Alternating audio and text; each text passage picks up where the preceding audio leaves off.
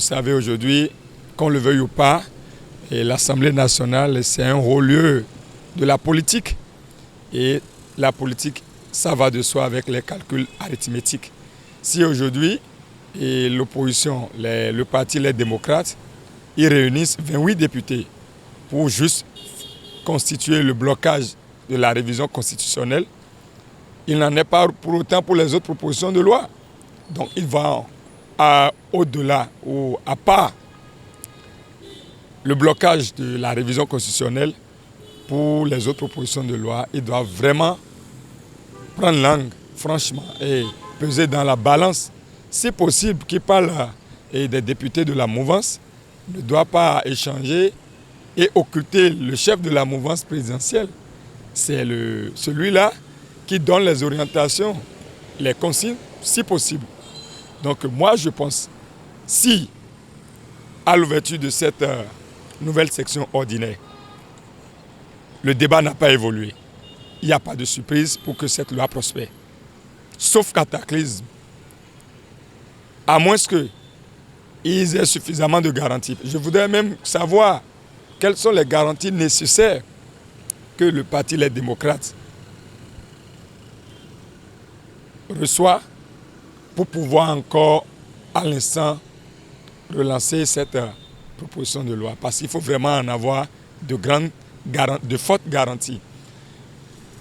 Ou bien ils veulent toujours continuer à animer la vie, tout en montant leur bonne foi à leurs compatriotes écroués pour dire que le combat n'est pas laissé pour contre. Et dans ce schéma-là, on fera seulement énièmement présentation de cette proposition de loi. Ça ne prospérera pas. Le président de la majorité, c'est qui? Le président Talon.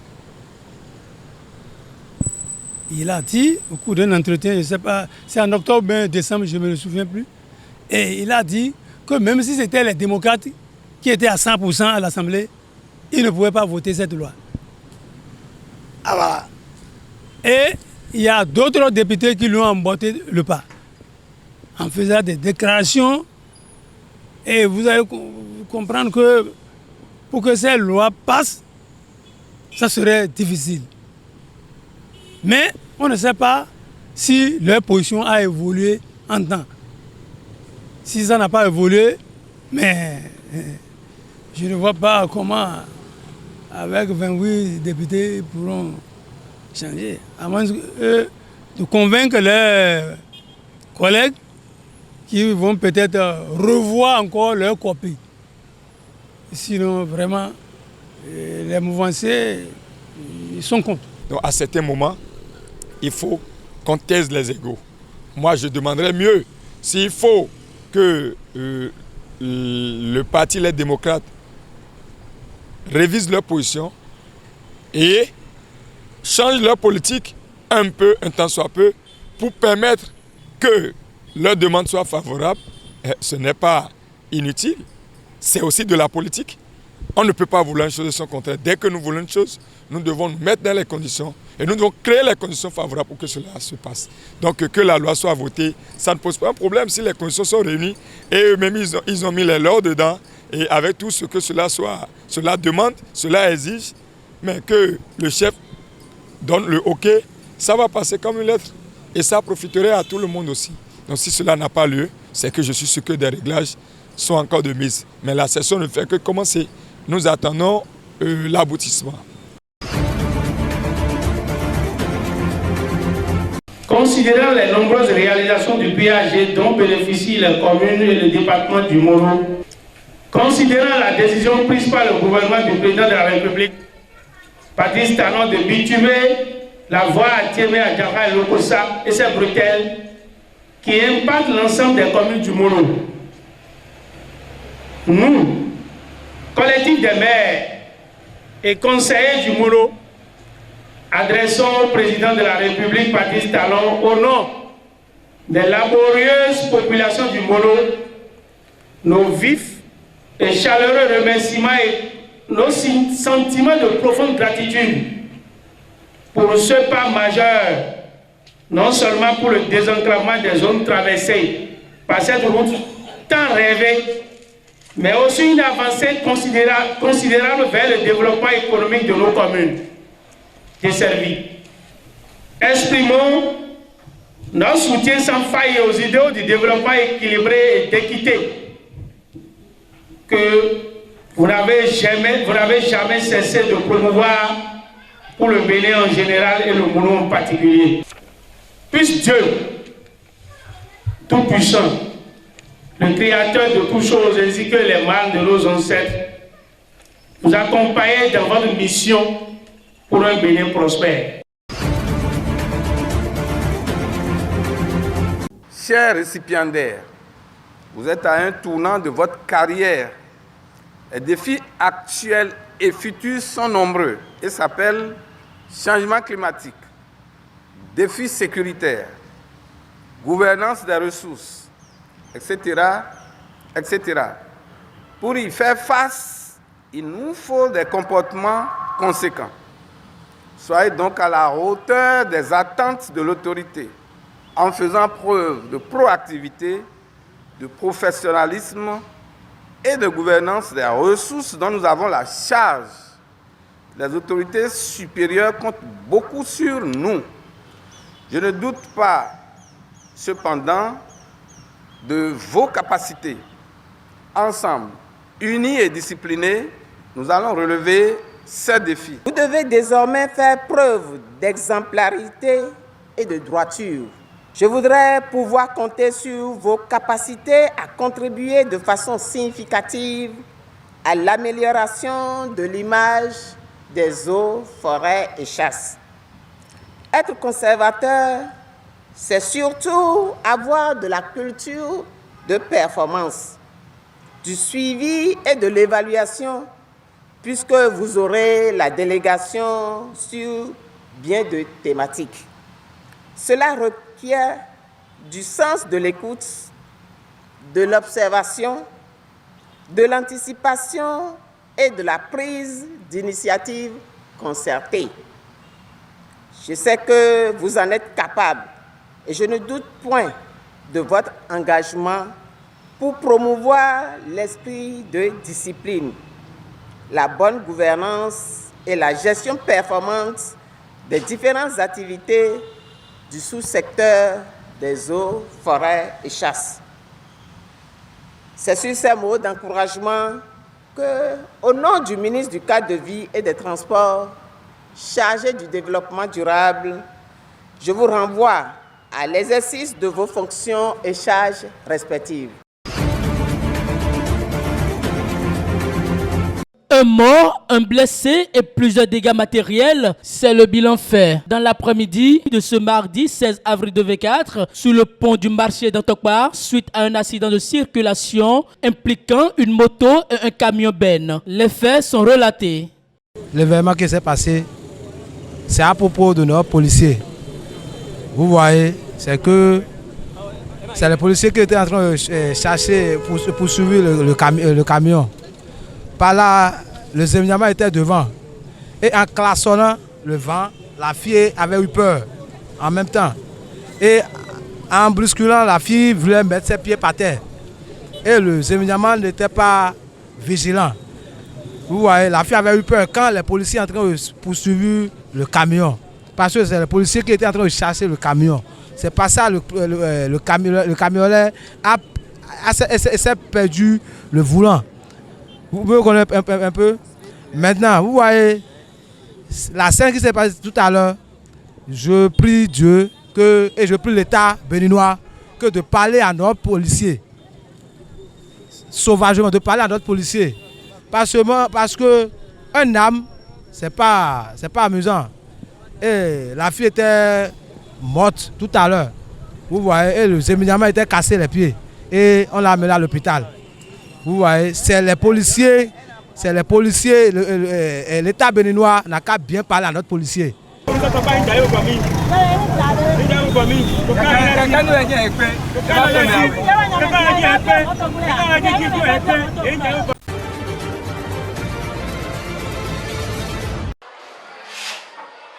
Dans cette salle de classe du quartier populaire de Pikine, en périphérie de Dakar, tous les élèves ne comprennent pas les enseignements de la même manière. L'explication orale classique a besoin d'être traduite pour les malentendants. C'est la nouvelle norme au Sénégal. Nous sommes vraiment engagés pour pouvoir aider les enfants parce qu'on voit que tous les enfants sont au même pied d'égalité. Cause pour laquelle on a fait une classe inclusive ou bien une école inclusive. Et on les a harmonisés avec les élèves entendants. Désormais au Sénégal, les élèves malentendants partagent les mêmes salles de classe que les autres. Inclusion qui met fin à la stigmatisation sociale d'une partie de la population. Les enseignants ont été formés en pédagogie adaptée, pédagogie différenciée, aussi en langue des signes, pour pouvoir communiquer avec ces enfants. On a choisi un auxiliaire de vie scolaire, AVS. L'auxiliaire de vie scolaire aide le professeur à faire le cours. Lui, il est formé en langue des signes, alors que le professeur est formé en pédagogie différenciée. Donc là, les enfants n'auront pas de difficultés à comprendre dans la classe. Les enfants comme Mohamed se mettent volontiers à l'apprentissage de la langue des signes. Mohamed aime bien ce qu'il fait. Un jour peut-être que je ne serai pas là, puisque je sais que je ne vivrai pas avec lui éternellement. C'est pourquoi je l'encourage à apprendre, afin qu'il puisse savoir travailler pour subvenir à ses besoins quand je ne suis plus là. Selon les Nations Unies, environ 60% des enfants handicapés au Sénégal ne vont pas à l'école. La donne peut changer avec ces nouvelles mesures d'inclusion et les parents saisissent l'opportunité. Je l'accompagne à la quincaillerie pour aller chercher des boîtes. Et je l'aide aussi avec le revenu que je tire de la vente d'encens car son père est à la retraite. C'est ainsi que j'achète les matériaux dont il a besoin. Jusqu'à ce jour, les handicapés au Sénégal n'avaient droit qu'à des écoles spécialisées, parfois coûteuses.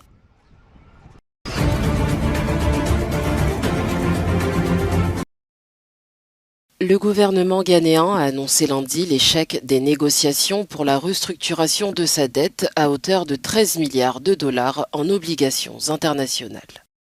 Depuis le 16 mars, des pourparlers officiels étaient en cours entre le Ghana et deux groupes de détenteurs d'obligations. Ce lundi, le gouvernement ghanéen a indiqué dans une note que les pourparlers ont été suspendus après que le Fonds monétaire international a jugé l'accord non conforme. Le ministère des Finances a affirmé que le pays allait poursuivre les négociations jusqu'à ce que l'accord soit conforme aux objectifs de soutenabilité de la dette du FMI. Dans l'intervalle, cette impasse compromet les efforts déployés par le pays pour surmonter le défaut de paiement et la crise économique.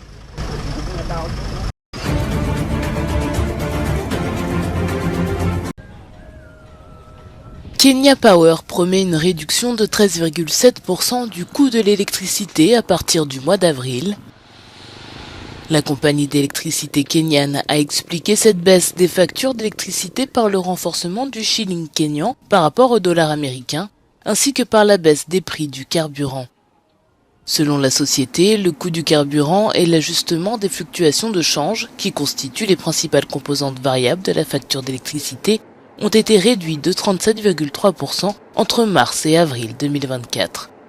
Un client relevant de la tranche tarifaire Domestic Customer, qui est une personne qui consomme moins de 30 unités d'électricité par mois, paiera 629 shillings en avril 2024 contre 729 pour des unités similaires en mars 2024. Le Kenya a été confronté à une série de pannes d'électricité au niveau national. La dernière, qui date du 10 décembre 2023, a engendré un blackout dans une grande partie du pays. Il s'agissait de la troisième panne nationale en l'espace de 3 mois.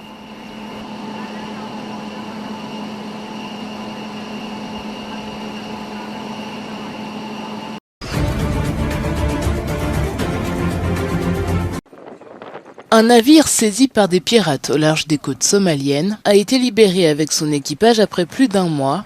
La force de sécurité maritime de l'Union européenne a déclaré lundi que l'opération Atalanta était parvenue à faire libérer les 23 membres d'équipage du cargo MV Abdullah, battant pavillon du Bangladesh, après 32 jours de captivité. Les circonstances dans lesquelles le navire a été libéré n'ont pas été précisées dans l'immédiat. L'opération Atalanta suit le navire depuis qu'il a été arraisonné le 12 mars dans l'océan Indien, à près de 1100 km à l'est de Mogadiscio, la capitale de la Somalie. 20 assaillants armés ont pris le contrôle du navire alors qu'il se rendait de Maputo, la capitale du Mozambique, à Amria, aux Émirats arabes unis, selon Ambrey, une société britannique de sécurité maritime. La piraterie qui sévissait autrefois au large des côtes somaliennes a diminué après avoir atteint un pic en 2011, mais les inquiétudes concernant de nouvelles attaques se sont accrues au cours des derniers mois.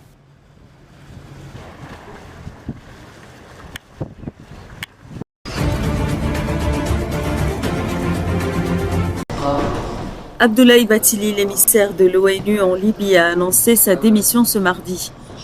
Le diplomate sénégalais est le 9e à diriger la mission onusienne depuis 2011.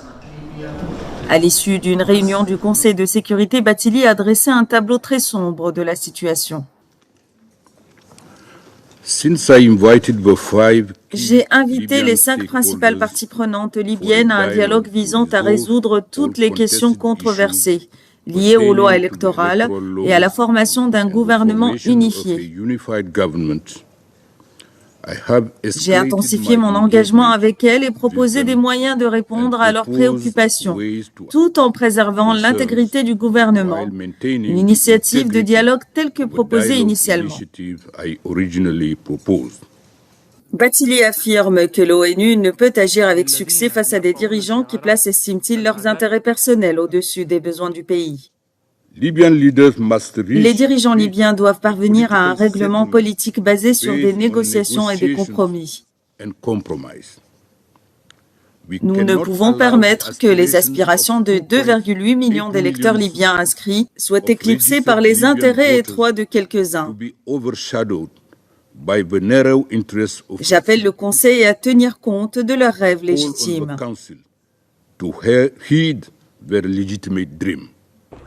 La Libye est plongée dans le chaos politique et sécuritaire depuis la chute du régime de Muammar Kadhafi en 2011, à la suite d'une révolte populaire appuyée par l'OTAN.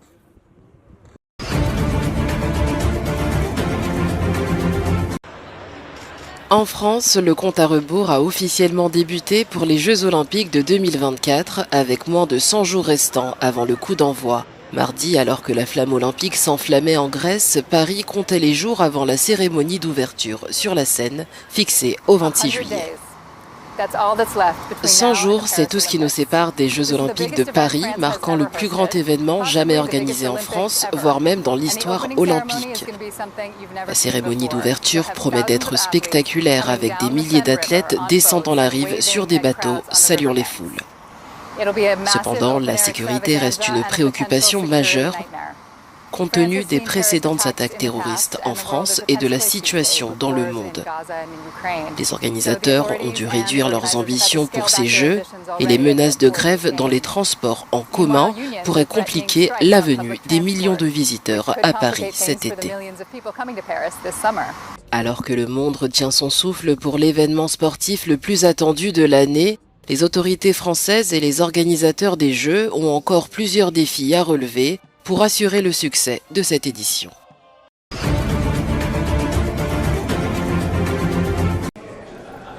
Le Royaume-Uni soutient un projet de loi historique visant à éliminer progressivement le tabagisme. Annoncé par le Premier ministre conservateur Rishi Sunak l'année dernière, le projet vise à interdire la vente de cigarettes à toutes les personnes nées après le 1er janvier 2009 et à limiter les arômes afin d'empêcher la dépendance à la nicotine chez les jeunes. En effet, les députés ont voté mardi 16 avril en faveur du projet de loi selon lequel la vente des produits contenant du tabac serait interdite aux jeunes âgés de moins de 15 ans aujourd'hui. Au Royaume-Uni, le nombre de fumeurs a diminué de 2/3 depuis les années 70, mais 6,4 millions de personnes dans le pays fument encore.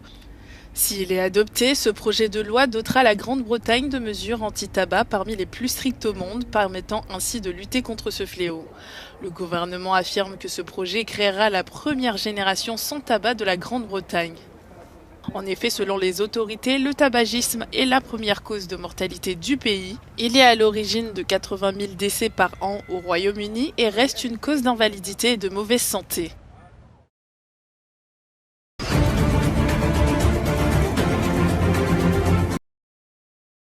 Les récifs coralliens à travers le monde subissent un blanchiment global pour la deuxième fois en 10 ans, ont alerté lundi les principaux scientifiques en la matière. Selon des chercheurs de l'Administration nationale des océans, de l'atmosphère et de l'Initiative internationale pour les récifs, ce phénomène a été constaté dans au moins 53 pays depuis février 2023. L'annonce d'aujourd'hui est essentiellement un avertissement, car nous constatons les impacts du changement climatique qui touchent simultanément et essentiellement les récifs coralliens autour de la planète.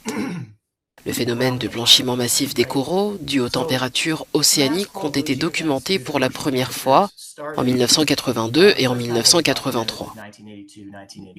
Le blanchiment des coraux n'est pas inédit, il est observé depuis un certain temps dans diverses régions. En 2022, par exemple, 90% du corail évalué sur la Grande Barrière de Corail en Australie était affecté.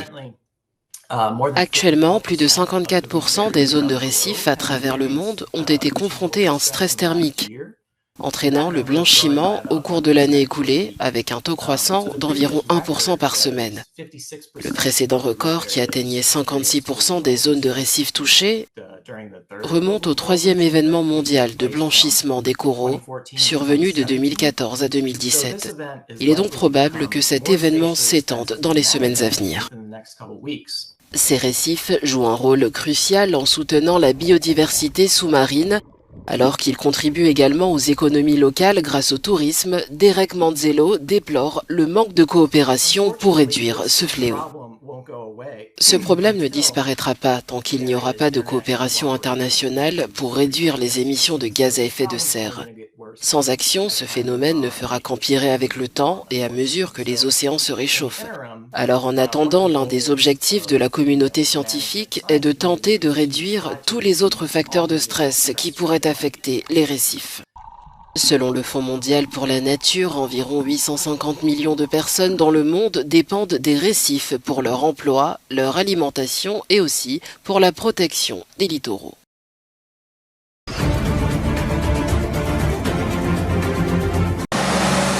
Des cadavres ont été retrouvés dans une embarcation à la dérive au large du Brésil. La police, enquêtant sur cette découverte macabre, a déclaré que les morts étaient probablement des migrants africains originaires du Mali et de la Mauritanie. En effet, l'embarcation d'environ 12 mètres de long présente les mêmes caractéristiques que les pirogues de pêche mauritaniennes fréquemment utilisées par les migrants et les réfugiés d'Afrique de l'Ouest fuyant vers les îles Canaries en Espagne, ce qui laisse penser que le Brésil n'était probablement pas leur destination. Les corps sans vie ont été retrouvés samedi par des pêcheurs au large de l'État de Pará, sur la côte nord du Brésil. La police fédérale brésilienne a déclaré lundi qu'elle avait retrouvé 9 morts au total.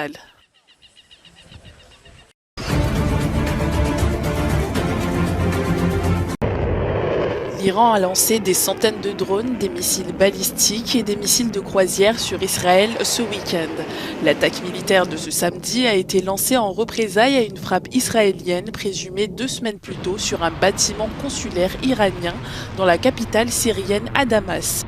Nous évaluons attentivement la situation. Nous restons au plus haut niveau de préparation. L'Iran devra faire face aux conséquences de ses actes. Nous choisirons notre réponse en conséquence. L'armée israélienne reste prête à contrer toute menace de l'Iran et de ses alliés terroristes, tout en poursuivant sa mission de défense de l'État d'Israël. Israël a déclaré que 99% des drones et des missiles avaient été interceptés par les défenses aériennes et les avions de guerre israéliens, en coordination avec une coalition de partenaires.